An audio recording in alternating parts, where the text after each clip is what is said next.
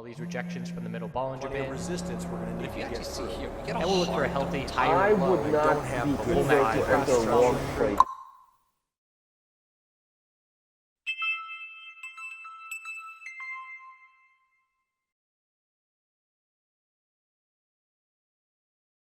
Hello there, crypto friends. Bitcoin, Ethereum Litecoin, BCH on the menu for today. We'll start with the daily and then we'll zoom in. Still haven't seen much of a bounce yet, but there's been trading opportunity. I've been trading a little bit more actively than I have been in a while, just with short-term quick flips, just racking up these small gains.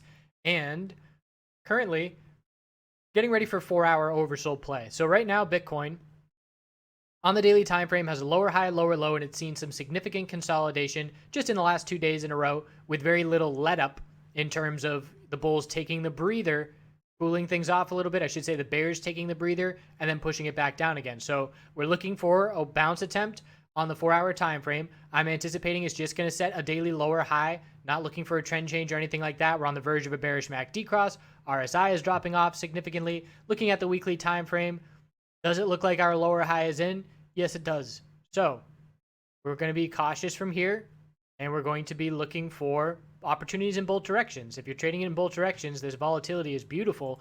So the 4-hour time frame, potential for a bear flag right now, and we just had a bear break of the hourly equilibrium we're going to look at.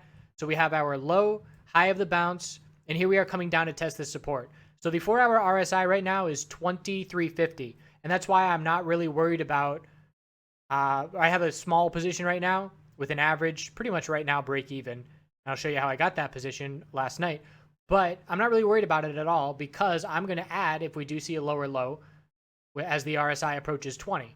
So I'm going to look to add under 7,400 if we do get that break. So we just had an hourly equilibrium. That's where this bear volume and move is coming from.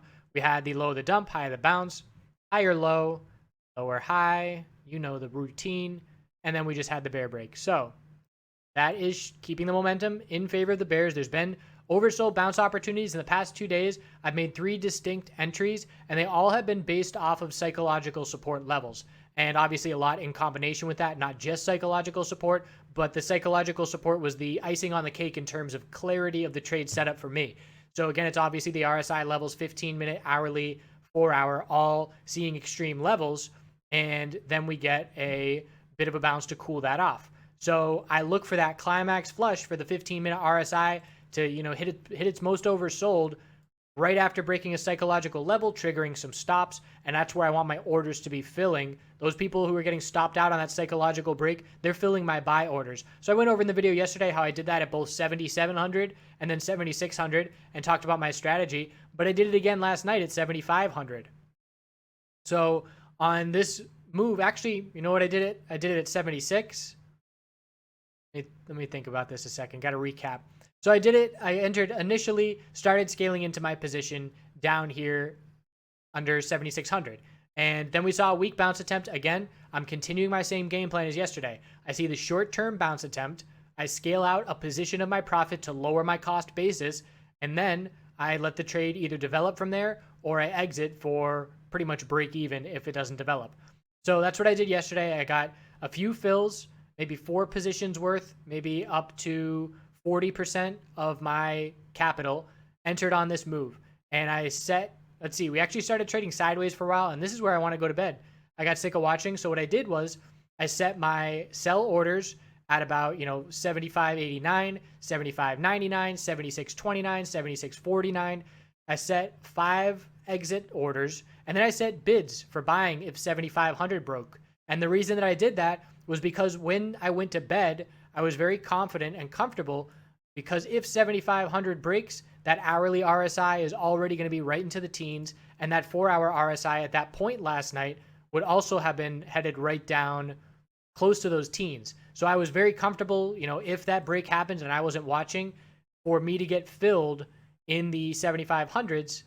And I had orders all the way down through the 7,400s into the 7,300s.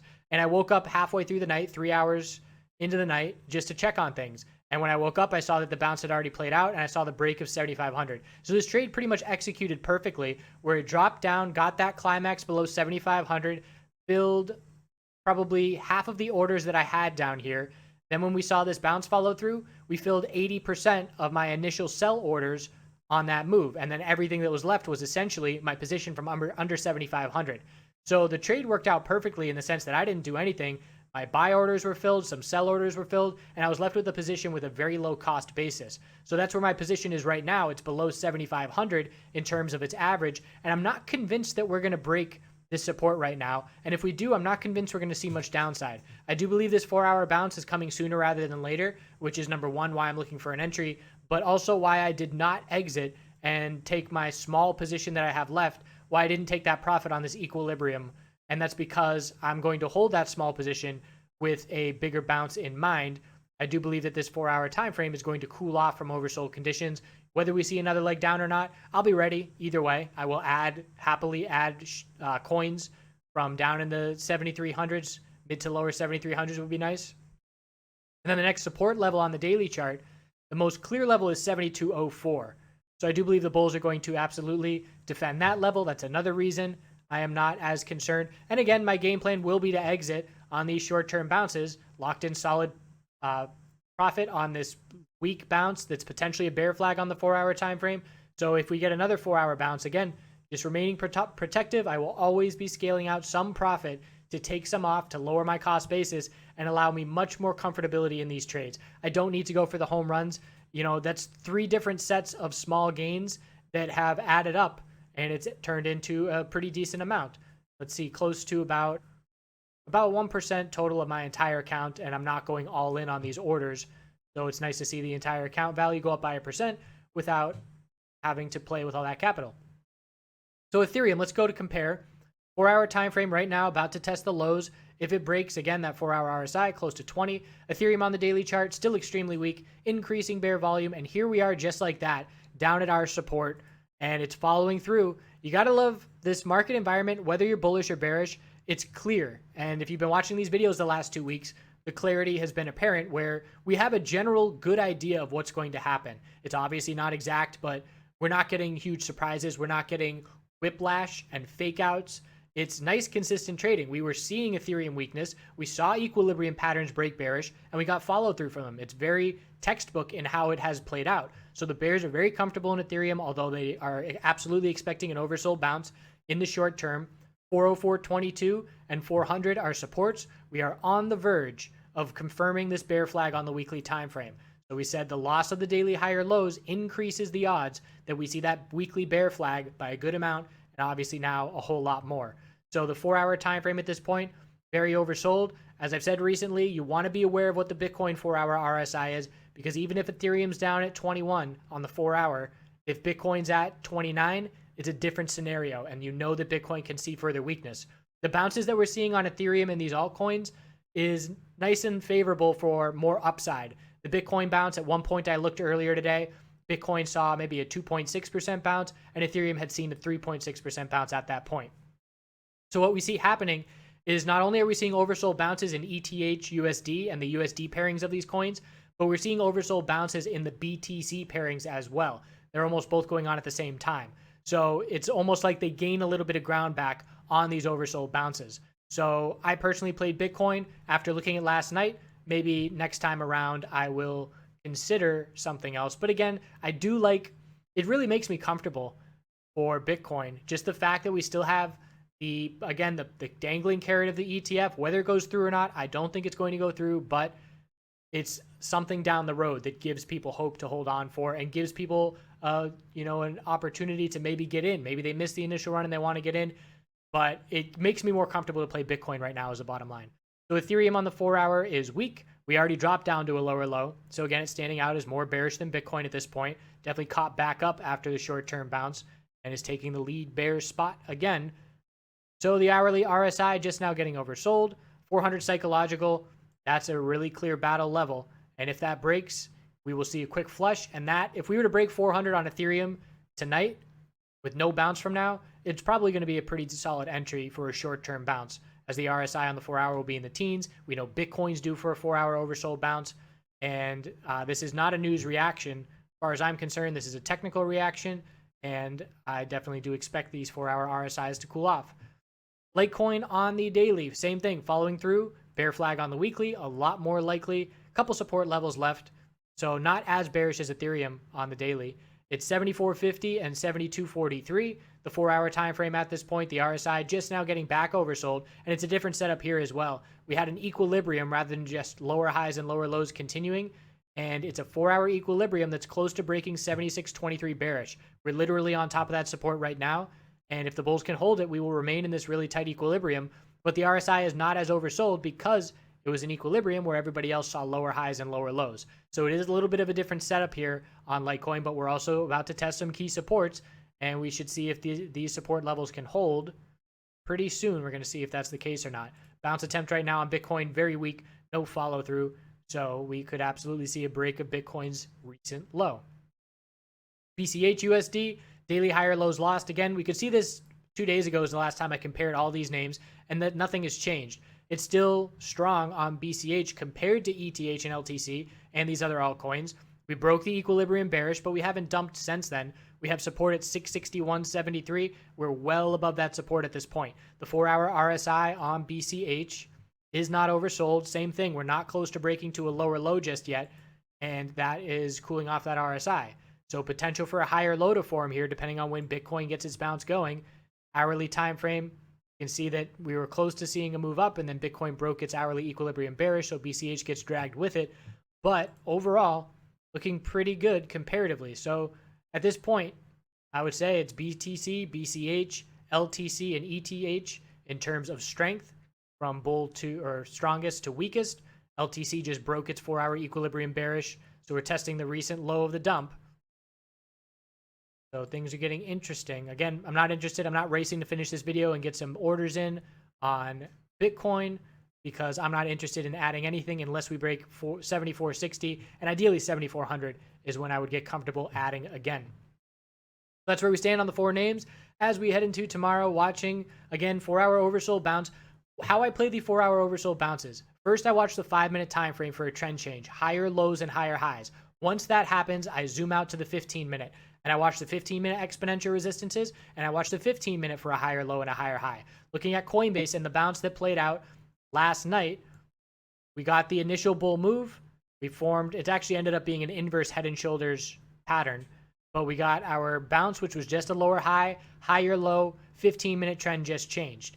So then we get the follow through. So then we zoom out to the hourly time frame and we look at the hourly bounce and we say, all right, we've only made one initial bull move. We're at exponential resistance. We need an hourly higher low and continuation. Almost got that continuation this morning on increasing bull volume. Looked pretty good. We rejected. So now I stick to this time frame because we didn't pass the next step. We didn't change the trend on the hourly. So I'm sticking to watching this. Obviously, I'm always bouncing around and checking everything out.